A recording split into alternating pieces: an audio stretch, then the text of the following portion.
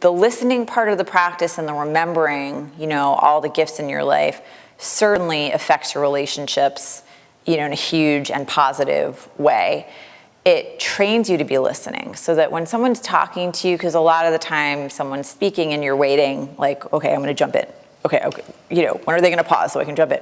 But to really not put your agenda on a conversation and just take it in, I think is incredibly powerful. People aren't used to being listened to that way. I think it's a gift you can give to your children so that they feel like what they have to say is important to you.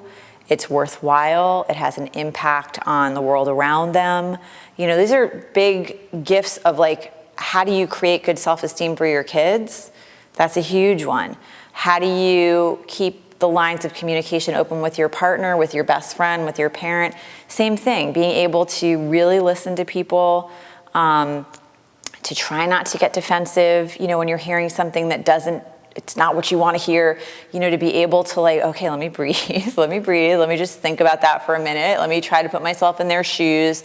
I think it's incredibly powerful as far as following you into the relationships in your life and being able to, make people feel really understood and accepted for who they are. A lot of the time I think people walk around and they're like, okay, well, in order to get love from this person, there's certain things certain things they need me to be. And there are, I think, certain expectations that are absolutely reasonable. You can expect that your child, your partner, your parents are going to be kind and respectful. I think that's a reasonable expectation. But then there are expectations that you got to look at.